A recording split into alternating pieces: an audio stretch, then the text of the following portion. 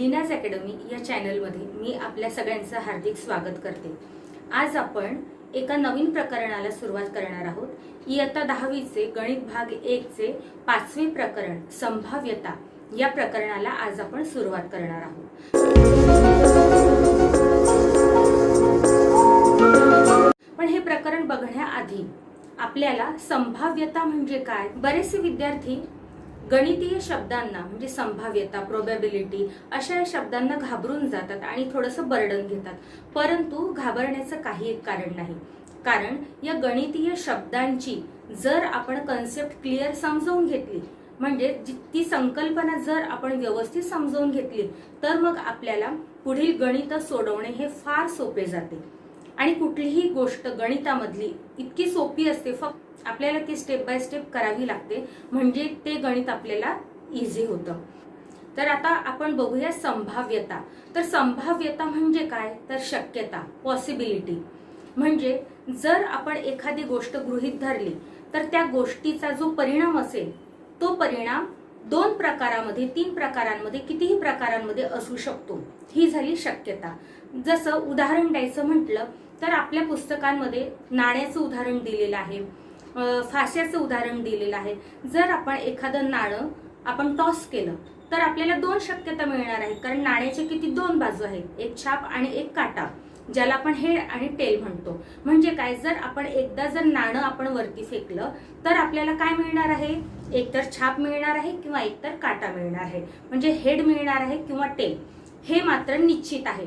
परंतु काय मिळणार आहे, हेडच मिळेल किंवा टेलच मिळेल हे मात्र निश्चित नाहीये। म्हणून या ज्या शक्यता वर्तवलेल्या आहेत, या शक्यतांनाच गणितीय भाषेमध्ये संभाव्यता म्हणतात। एवढं हे सोपं आहे। जसं आपल्या पुस्तकामध्ये काही विधानं दिलेली आहेत की बहुतेक आज पाऊस पडणार, म्हणजे या विधानामध्ये बहुतेक हा शब्द म्हणजेच काय, संभाव्यता, शक्यता दर्शवतोय की बहुतेक आज पाऊस पडण्याचं चिन्ह दिसतंय। पडणार आहे किंवा नाही हे निश्चित नाही, परंतु ती संभाव्यता आपल्याला इथे दिसून येते। त्याचप्रमाणे आणखी उदाहरणं दिलेली आहेत की एखाद्या विद्यार्थ्याने खूप छान प्रयत्न करून, मेहनत करून अभ्यास केलेला असेल तर त्याला कुठेतरी आत्मविश्वास असतो आणि तेव्हा तो आत्मविश्वासाने म्हणू शकतो की मला प्रथम श्रेणी नक्की मिळणार आहे, निश्चित मिळणार आहे। तर या ठिकाणी निश्चित ही पण काय झाली, एक संभाव्यता झाली। तर अशा प्रकारे संभाव्यता म्हणजे काय ते आपण समजून घेतलं आहे। तर आता आपण संभाव्यता आपल्या प्रकरणाशी काय निगडित आहे तर ते आपण बघणार। तर सर्वात प्रथम म्हणजे आपल्याला नाण्याविषयी प्रश्न विचारले जातील, फासा फेकल्यानंतर काय, कशा शक्यता असणार आहेत त्याविषयी आपल्याला विचारलं जाईल, अंकांचे कार्ड असतील आणि त्यामधून आपल्याला काही प्रश्न विचारले जातील, आणि चौथा भाग म्हणजे जे आपले पत्ते असतात, खेळण्याचे जे पत्ते असतात, तर ते 52 पत्त्यांचा एक कॅट असतो, तर त्या 52 पत्त्यांच्या संदर्भातील काही प्रश्न आपल्याला विचारले जाऊ शकतात। तर आपण सर्वात प्रथम बघणार आहोत नाण्याच्या बाबतीत काय होतं ते। तर सर्वात प्रथम आपण या नाण्याविषयी बघणार आहोत। जर आपल्याकडे एक नाणं असेल आणि ते एक नाणं आपण एकदा जर का आपण टॉस केलं तर आपल्याला काय शक्यता मिळणार आहे, काय मिळणार आहे, एकतर छाप मिळणार आहे किंवा एकतर काटा मिळणार आहे, म्हणजे हेड मिळणार आहे किंवा टेल मिळणार आहे। तर नाण्याच्या बाबतीत काय होतं बघा,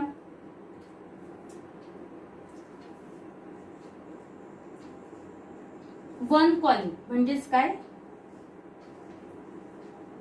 एक नाणे आपण जर का एकदा फेकले तर आपल्याला काय मिळणार आहे, एकतर टेल मिळणार आहे किंवा एकतर हेड मिळणार आहे। म्हणजे किती शक्यता झाल्या, या 2 शक्यता झाल्या। किती झाल्या, 2 शक्यता झाल्या। म्हणजे एक नाणं टॉस केल्यानंतर आपल्याला 2 प्रकारे त्याचं फलित मिळणार आहे, एकतर ते टेल मध्ये असू शकेल किंवा एकतर ते हेड मध्ये असू शकेल। मग एका नाण्याच्या बाबतीमध्ये किती वेळा आपल्याला दिसणार आहे फलित, 2 वेळा दिसणार आहे, म्हणजे 2 गोष्टी घडणार आहेत। त्या व्यतिरिक्त तिसरी गोष्ट तिथे घडणार नाही, 2 गोष्टी घडणार आहेत। पण जर आपण 2 नाणे एकाच वेळेला उंचावर फेकले, 2 नाणे जर आपण एकाच वेळा फेकले तर आपल्याला किती शक्यता इथे दिसणार आहे, तर काय होईल, समजा एका नाण्याच्या बाबतीत आपण जर बघितलं तर आपल्याला काय मिळेल, टेल मिळेल एकदा, हेड मिळेल।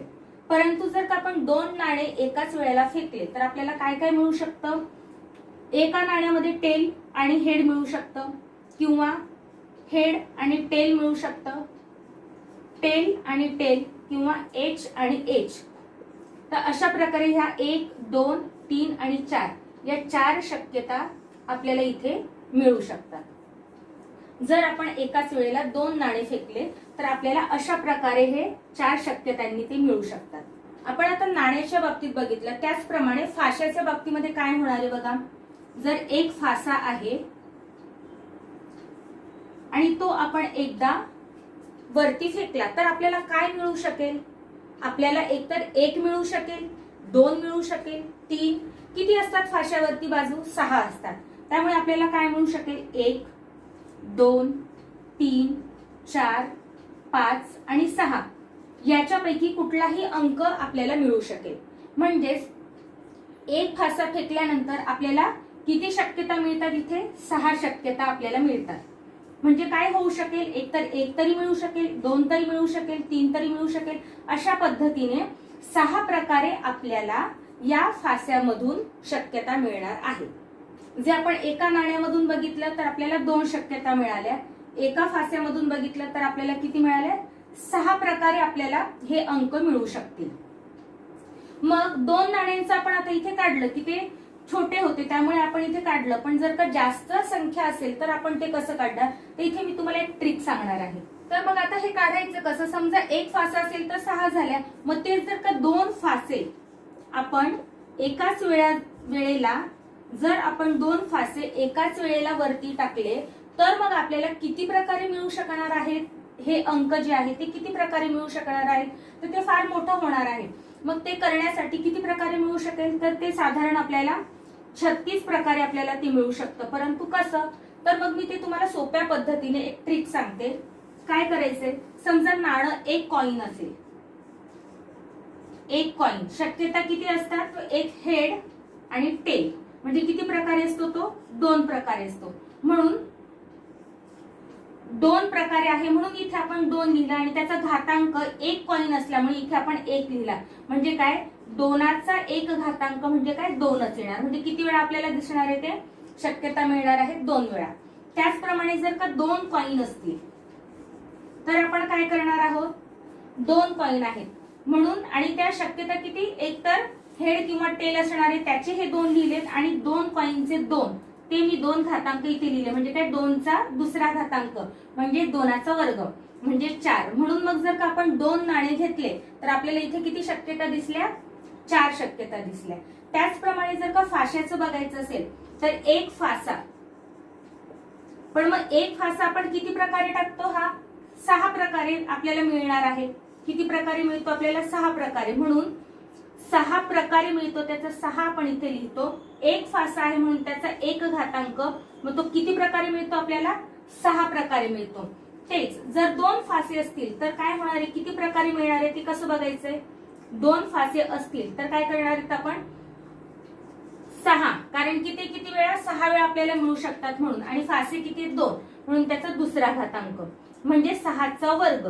6चा वर्ग काय? 36. अशा पद्धतीने आपण अतिशय 2 सेकंदांमध्ये सुद्धा आपण हे उत्तर काढू शकतो. अशा प्रकारे आपण काय बघितलं बघा. एक नाणे एकदा फेकले तर आपल्याला हेड किंवा टेल मिळणार. म्हणजे किती? 2 शक्यता मिळणार. परंतु 2 शक्यता आपण इथे लिहिल्यात. नाणं एक आहे म्हणून 1 म्हणून 2चा 1 घातांक म्हणजे 2. म्हणजे एक नाणं जर आपण फेकलं तर आपल्याला 2 प्रकारे शक्यता मिळणार आहेत. 2 नाणी जर आपण फेकले तर 2 नाणी फेकली तर काय? एच आणि टेल हे तर कायमस्वरूपी राहणार आहे. यापैकीच आपल्याला काहीतरी मिळणार आहे. म्हणून ह्या दोघांचा आपण 2 लिहिला आणि नाणे 2 आहेत म्हणून तो घातांक काय लिहिला? 2चा दुसरा घातांक म्हणजेच 2चा वर्ग. 2चा वर्ग 4. म्हणजे 2 नाणे आपण जर एकाच वेळेला फेकले तर आपल्याला किती शक्यता मिळतील? 4 शक्यता मिळतील. त्याचप्रमाणे जर 3 नाणे असतील, 3 नाणे आपण एकदाच फेकले तर एच किंवा टेल हेच आपल्याला मिळणार आहे. म्हणजे याच 2 गोष्टी मिळणार आहेत. पण नाणे किती आहेत? 3. त्यामुळे 2चा तिसरा घातांक. 2चा तिसरा घातांक म्हणजे 2 गुणिले 2 गुणिले 2. 2 दुणे 4, 4 दुणे 8. म्हणजे काय? जर 3 नाणे आपण एकाच वेळेला फेकले तर आपल्याला किती प्रकारे शक्यता मिळणार आहे, किती प्रकारे रिझल्ट मिळणार आहे, 8 प्रकारे मिळणार आहे. अशा प्रकारे तुम्ही अतिशय कमी वेळेमध्ये तुम्ही हे काढू शकता. दर वेळेला तुम्हाला ते लिहिण्याची गरज नाही, म्हणजे या ठिकाणी आपला वेळही वाचतोय. तर अशा प्रकारे या शॉर्ट ट्रिक्स आहेत आणि या तुम्ही तुमच्या गणितामध्ये वापरायच्या आहेत. त्याचप्रमाणे आता आपण बघूया की समजा एक फासा आहे, ठीक आहे. एक फासा जर आपण एकदा फेकला तर आपल्याला किती प्रकारे रिझल्ट मिळू शकतो, 6 प्रकारे. कारण की फास्याला किती बाजू आहेत, 6 बाजू आहेत. 1 2 3 4 5 6 प्रकारे आपल्याला रिझल्ट मिळू शकतो. म्हणून मग ते 6 आपण इथे लिहिले आणि फासा किती, एक फासा आपण एका वेळेला टाकणार आहोत म्हणून 6चा पहिला घातांक म्हणजेच काय 6. म्हणजेच एक फासा जर आपण एका वेळेला फेकला तर आपल्याला किती प्रकारे शक्यता मिळू शकणार आहे, 6 प्रकारे. म्हणजे 6 प्रकारे काय मिळणार आहे, एक तर 1 येईल 2 येईल असं ते 6 प्रकारे आपल्याला मिळणार आहे. त्याच ठिकाणी आपण जर का 2 फासे टाकले एकाच वेळेला तर किती प्रकारे मिळणार आहे, 6 प्रकारे मिळणार आहे हे निश्चित. म्हणून ते 6 आपण इथे लिहिले आणि 2 फासे आपण टाकणार आहोत म्हणून मग याचा दुसरा घातांक म्हणजे 6चा वर्ग किती, 36. म्हणून 2 फासे एकाच वेळेला जर आपण टाकले, म्हणून 2 फासे एकाच वेळेला टाकले तर आपल्याला किती प्रकारे रिझल्ट मिळेल, शक्यता मिळतील, 36 प्रकारे मिळतील. त्याचप्रमाणे 3 फासे जर टाकले आपण, 3 फासे टाकले, 4 फासे टाकले तर ते आपण अशाच पद्धतीने करत जाणार आहोत. म्हणजे अतिशय कमी वेळेमध्ये तुम्हाला तो रिझल्ट शक्यता काढता येणार आहे. यालाच म्हणतात शॉर्ट ट्रिक्स. यादृच्छिक प्रयोग म्हणजेच काय, रॅन्डम एक्सपेरिमेंट. मग यादृच्छिक प्रयोग म्हणजे काय, तर यादृच्छिक प्रयोगामध्ये काय असतं तर आपल्याला संभाव्यता म्हणजे शक्यता काय होणार आहे ते माहित आहे, परंतु तेच असेल हे आपल्याला माहित नाही. म्हणजे नाणं फेकल्यानंतर आपल्याला संभाव्यता शक्यता माहिती आहे की एकतर हेड येणार आहे किंवा टेल येणार आहे, हे निश्चित आहे. म्हणजे काय, शक्यता निश्चित आहे, परंतु काय येणार आहे, टेलच येणार आहे किंवा हेडच येणार आहे हे मात्र निश्चित नाही. तर अशाच प्रयोगाला यादृच्छिक प्रयोग असं म्हटलं जातं. म्हणजेच यादृच्छिक प्रयोग म्हणजे काय, तर आपण काय बघितलं, संभाव्य फलिते आधी माहित असतात. म्हणजे हेड किंवा टेल पडणार आहे हे आपल्याला माहित आहे. हे या वाक्याचा हा अर्थ झाला की संभाव्य फलिते आधी माहित असतात. कोणत्याही फलिताविषयी निश्चित भाकीत नाही, पण कोणत्याही फलिताविषयी निश्चित आपण भाकीत करू शकणार नाहीत. म्हणजे हेडच पडेल किंवा टेलच पडेल याचं आपण भाकीत म्हणजे भविष्य आपण करू शकणार नाही. काहीही पडू शकतं, काही होऊ शकतं. त्यानंतर सर्व फलिते सत्य असण्याची शक्यता समान असते. काय असते, समान असते. म्हणजे जे काही पडणार आहे, म्हणजे हेडही पडू शकतो, टेलही मिळू शकतं. म्हणजे प्रत्येक फलित मिळण्याची जी शक्यता आहे ती काय आहे, समान असते. आणि यालाच काय म्हणतात, यादृच्छिक प्रयोग. हे फार महत्वाचं आहे कारण की याच्यावर आधारित सगळा पूर्ण भाग आपला अवलंबून आहे. हे अतिशय महत्वाचं आहे कारण यावरच आधारित आपल्याला पुढील गणित सोडवायची आहेत. म्हणून ही कन्सेप्ट जर क्लिअर झाली, ही संकल्पना तुम्हाला पूर्णपणे समजली तर मग गणित सोडवणं हे फारच सोपं होईल. आणि यादृच्छिक प्रयोगाच्या फलिताला निष्पत्ती म्हणतात. म्हणजे काय, यादृच्छिक प्रयोगाचं जे फलित मिळणार आहे आपल्याला, म्हणजे आपण एक नाणं फेकलं त्यानंतर आपल्याला हेड मिळालं, हे जे फलित आपल्याला मिळालेलं आहे त्याला म्हणतात फलित. हे जे फलित मिळालेलं आहे त्याला काय म्हणतात, गणितीय भाषेमध्ये निष्पत्ती असं त्याला म्हणतात. ही आपल्याला निष्पत्ती झाली. मग याच्यामध्ये आपण नाण्याचा प्रयोग करू शकतो, फाशाचा प्रयोग आहे, अंक कार्ड आहेत आणि त्या अंक कार्डांवरील प्रयोग आहेत, किंवा आपला जो पत्त्याचा कॅट असतो तर तो कॅट आपण नीट व्यवस्थितपणे पिसून घेतला आणि त्याच्यातून एक ठराविक पत्ता आपल्याला काढायचा आहे, त्याविषयीच्या शक्यता, त्याविषयीचं जे फलित आहे. जर आपण एक नाणे फेकले तर आपल्याला किती प्रकारे मिळणार आहेत, एच आणि टी म्हणजे काय, 2 प्रकारे आपल्याला निष्पत्ती मिळणार आहे. याला म्हणतात निष्पत्ती. ठीक आहे. एक फासा आपण जर फेकला तर आपल्याला किती प्रकारे मिळू शकणार आहे, 6 प्रकारे. म्हणजे कसं, एक फासा फेकला तर आपल्याला 1 2 3 4 5 6 तर किती प्रकारे, 6 प्रकारे मिळू शकणार आहे. म्हणून 6 निष्पत्ती. अशा प्रकारे निष्पत्ती म्हणजे कशाला म्हणतात हे तुमची कन्सेप्ट आता इथे क्लिअर झाली असेल. त्याचप्रमाणे नीट व्यवस्थित पिसलेल्या पत्त्यांमधून, पत्त्यांच्या कॅटमधून एक पत्ता काढणे या यादृच्छिक प्रयोगामध्ये 52 पत्ते असतात. तर आता आपण ते बघूया. एकूण किती 52 पत्त्यांचा हा कॅट असतो. तर बघा विद्यार्थी मित्रांनो, हे एकूण आपले किती कॅट मधील एकूण 52 पत्ते आहेत. पूर्ण हे सर्व किती आहेत? 52 पत्ते आहेत. मग त्यामध्ये लाल रंगाचे हे जे दिसत आहेत हे किती आहेत? लाल रंगाचे 26 पत्ते आणि काळ्या रंगाचे हे 26 पत्ते आहेत. त्यामध्ये हे आणखीन विभाजन कसं आहे की बदाम, चौकट, इस्पिक आणि किलवर असे हे 4 प्रकार आहेत. तर त्यामध्ये बदामचे पत्ते किती आहेत? लाल रंगाचे 13 पत्ते आहेत. त्यानंतर चौकटचे 13 पत्ते आहेत. म्हणजे लाल रंगामध्ये पुन्हा विभाजन झालं की 13 बदामचे आणि 13 चौकटचे पत्ते. त्याचप्रमाणे काळ्या रंगामध्ये पण 2 प्रकारे विभाजन झालं, ते म्हणजे 13 इस्पिकचे पत्ते आणि 13 किलवरचे पत्ते. हे अशा प्रकारे विभाजन जर झालं आणि हे जर तुमच्या डोळ्यासमोर असलं, व्हिज्युअलायझेशन जर तुमच्या डोळ्यासमोर असलं, तर यामध्ये येणारा कुठलाही प्रश्न तुम्ही सोडवू शकाल. त्याचप्रमाणे आणखीन विभाजन काय आहे तर इकडच्या साईडचे जे पत्ते तुम्हाला दिसतात, राजा, राणी, गुलाम आणि एक्का, हे जे 4 पत्ते आहेत आणि ह्या किती रांगा आहेत? 4. म्हणजे हे किती? हे 16 पत्ते जे आहेत यांना काय म्हणतात? Honour cards. म्हणजे काय? चित्रयुक्त पत्ते. म्हणजे यांच्यामध्ये चित्र आहे, चित्रयुक्त पत्ते असं म्हटलं जातं. आणि 2, 3, 4, 10 पर्यंत जे अंक आहेत यांना काय म्हणतात? अंकयुक्त पत्ते. त्याचप्रमाणे जे चित्र दिसत आहेत ते किती चित्र आहेत? राजा, राणी आणि गुलाम हे 3 चित्र दिसत आहेत. आणि 3 आणि हे किती रांग आहेत? 4. म्हणजे 3 चौक 12. 12 हे किती? चित्रयुक्त पत्ते हे किती आहेत? 12 पत्ते आहेत. हे आपलं इथे क्लिअर होते. आणि हे बाकीचे काय आहेत? अंकयुक्त पत्ते. त्याचप्रमाणे अंकयुक्त म्हणजे डिजिट्स किती आहेत? 2 पासून तर 10 पर्यंत. म्हणजे किती? एका रांगेत 9 आहेत आणि अशा या 4 रांगा म्हणजे 36 पत्ते हे काय आहेत? अंकयुक्त पत्ते. म्हणजे डिजिट्स नंबर पत्ते जे आहेत ते किती आहेत? 36 आहेत.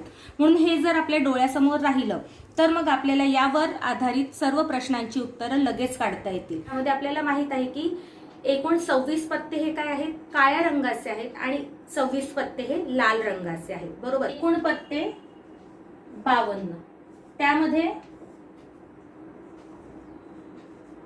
रेड आणि ब्लॅक म्हणजेच लाल पत्ते 26 आहेत आणि काळे लाल पत्त्यांमध्ये आपल्याला 13 पत्ते या बदामचे आहेत आणि 13 पत्ते चौकटचे आहेत. म्हणजे बघा यामध्येही काय दिसत आहेत आपल्याला? बदामचे 13 पत्ते आहेत आणि चौकटचे किती पत्ते आहेत? 13 पत्ते आहेत. त्याचप्रमाणे काळ्या पत्त्यांमध्ये पण आपल्याला किलवर आणि इस्पिक हे 2 भाग दिसतात. बघा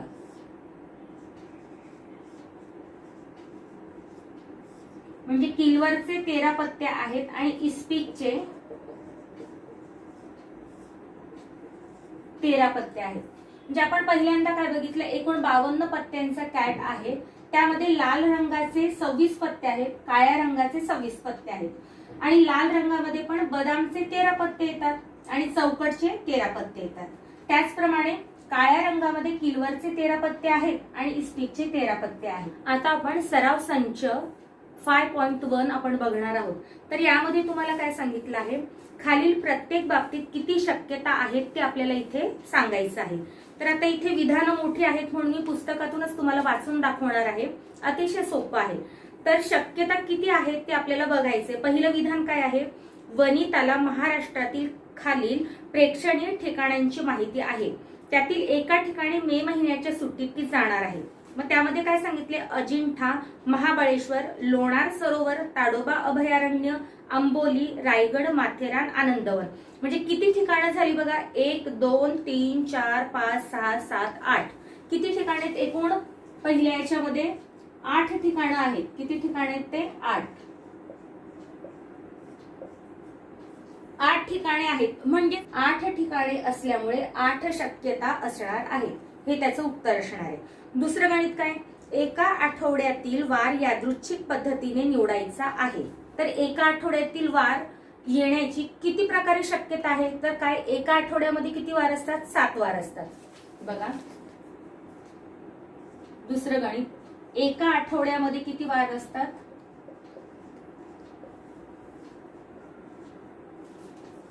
7 वार असतात. म्हणून 7 प्रकारे आपल्याला ती शक्यता मिळणार आहे. तिसरं गणित काय आहे? पत्त्यांच्या कॅट मधून एक पत्ता यादृच्छिक पद्धतीने निवडायचा आहे. पत्त्यांचा कॅट आहे तर तो पत्त्यांचा कॅट किती पानांचा असतो? 52.